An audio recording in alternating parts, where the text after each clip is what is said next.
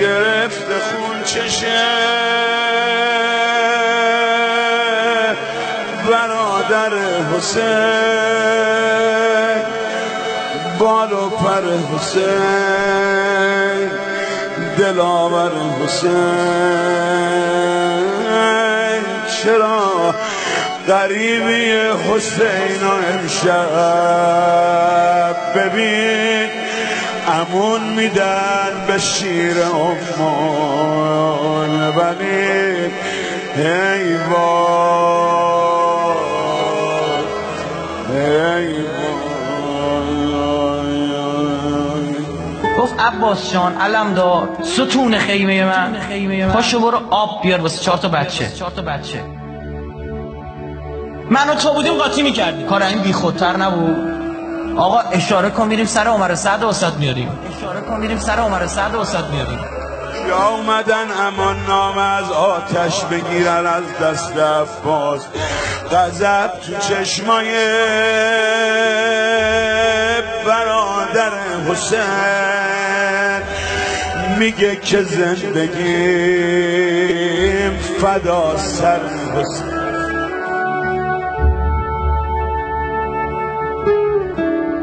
گفت چشم. رفت اونجا دست تو آب آورد بالا، نگاه کرد چیزیو که امام زمانم خواستم اینجا بخورم. مشک آب کرد. اصلا چی شد که تونستن دستشو قطع کنن؟ به خاطر که این دست به مداخله نمیداد دیگه، مشکو چسبید.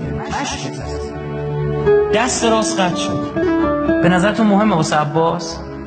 اصلا حرف امام هنوز زمین بگید افتاده. مشک سلامته.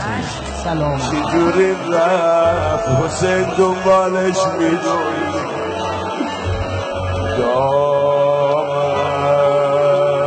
چشان رفت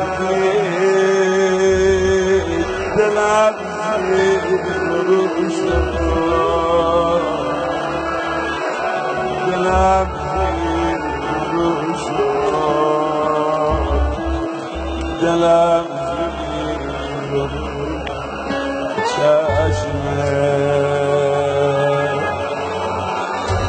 کوش چشاشی چشمه حرامی با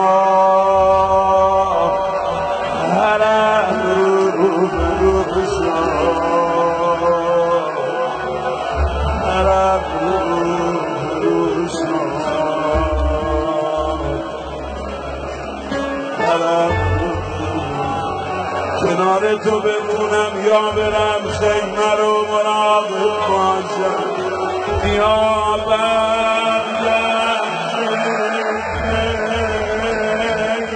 دست راست مشکو به دندون گرفت، شمشیر با دست چپ برداشت، رفت جلو با دست چپ جنگید. دست چپ هم قطع کردن. واسه عباس مهمه هنوز این کلمه 2 حرفی که امام زمانم خواست، سلامت آب. ماجرا اینه کجا سخت شد. ای کاش همه دست و پا و سر و تن میرفت، اما حرف امام زمان رو زمین نمیرفت.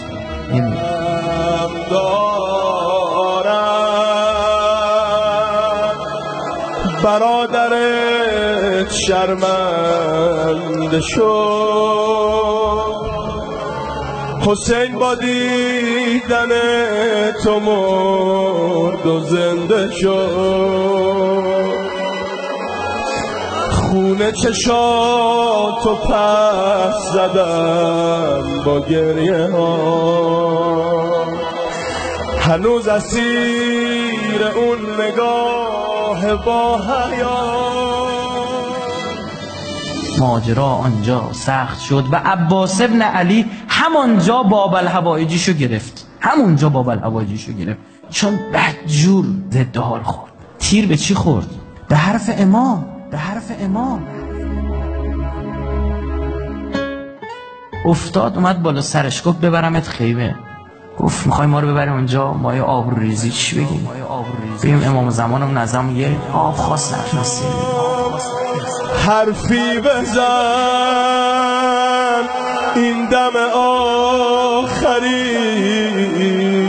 یه حرف زد، یه جمله گفت یا اخی ما ترید منی، میخوای با من چه کنی؟ منو سمت خیمه ها نبری.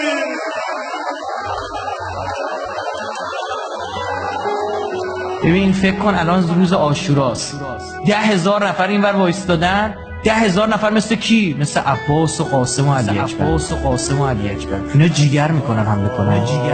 شب شوقه شب یاره نگهبان حرم امشب علم داره.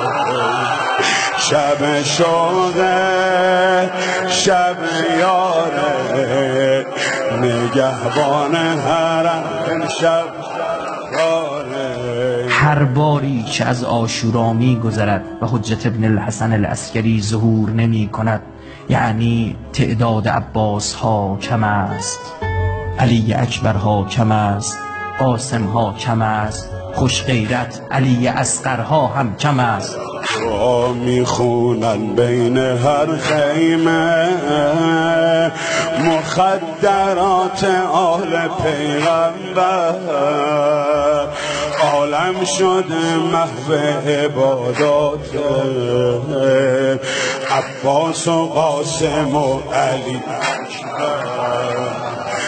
اینا محال روح بگردونن از عهد بسته با سار الله، شیعه واقعی وفاداره به پرچم علی ولی الله. سلام الله صلوات الله علی مولانا حسین ذبیح الله. بعد به من بگید آقا صاحب از زمان میگه من کجا حضور دارم؟ جایی که چی خونده بشه؟ روزه عباس. میدونی چی میخواد بفهمونه؟ میخواد بگه بابا عباس شید میام، عباس شید میام، عباس شید میام. عباس جان چه شد کنار شریعت چرا زمین خوردی؟ چه شد که آخر سر با وفا زمین خوردی؟ بدون شک پس از این سرفراز خواهی شد، مگر نه این که برای خدا زمین خوردی؟ میگه چقدر زخم نشسته به روی سینه تو، گمان کنم وسط نیزه ها زمین خوردی، گمان کنم وسط نیزه ها زمین خوردی.